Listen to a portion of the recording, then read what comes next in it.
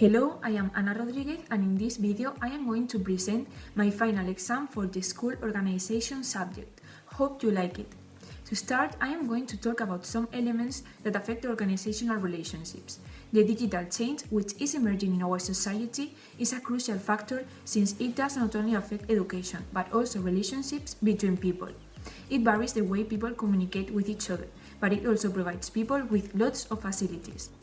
Economic crisis has implied important changes in the perception that society has about education.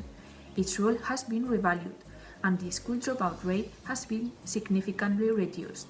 Teaching institutions must promote an environmental sustainability culture in which people cooperate to develop sustainable lifestyles and support recycling. The curriculum determines that an inclusive education which appreciates diversity will be guaranteed, and it will also be in line with the acquisition of competencies. Sustainable development addresses education for peace and human rights, as well as intercultural education, among many other issues. It tries to improve human relationships and it ensures social welfare. The effort which families and educational administrations do supplies the one which each of the students does, and both of them contribute to their educational success. The educational system should be more modern and open. It should be multilingual and cosmopolitan in order to develop all the potential and talent of the students. Gender equality is another topic which must be present in the actual educational law. Through coeducation, it fosters parity among women and men, and respect for sexual affective diversity, just like it prevents gender-based violence. The state must provide children with the effective fulfillment of their rights, recognizing their superior interest and their claim to education, as it is established in Children's Rights of the United Nations. To continue, the law proposes a major teaching personalization and a continuous enhancement in schools, which would guarantee the learning success. If I were a principal, the 5 main points of my program related to coexistence would be the following ones. In relation to intercultural education, I will fight for carrying out racism in school, and so children won't be racist people in their future. We will be carefully observing students' actions, and if we see something improper, we will have a talk about this matter, making them reflect about what has happened.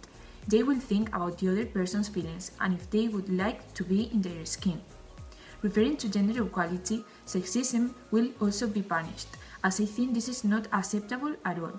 We will try to make them interact with the opposite gender at the moment of working in groups, and they will obviously study in mixed classrooms.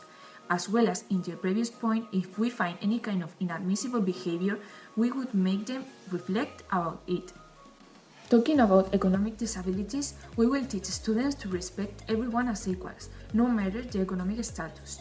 Once more, they'll need to work in their shoes to understand other people's situations. Regarding a modern educational system, I am going to take into account those children with homosexual parents who suffer bullying. We will make some conferences talking about homophobia and being helped by people who have experienced this kind of harassment, in order to educate children about that. Concerning inclusive education, children with disabilities will have their pace in the classroom. If they can follow their mates' pace, they will be able to learn with the help of a support teacher at their own pace, but in the same class as their peers. The leadership style which fits me better will be a combination of both authoritative and emotional approaches. At the same time that children must submit to any punishment when necessary, they are always asked to reflect about their actions and to think like the victim would do. In that way, children can change their previous thoughts by appealing to their emotions.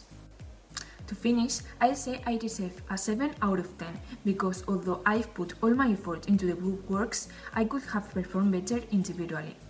The most crucial idea that I have learned in this course is the leadership styles. One of the ideas I have never explored before this course is the complexity in the educational relationships. I have never realized it was such a deep issue. Preparing this video, I have learned more propositions about the actual educational law, as I didn't read it too often.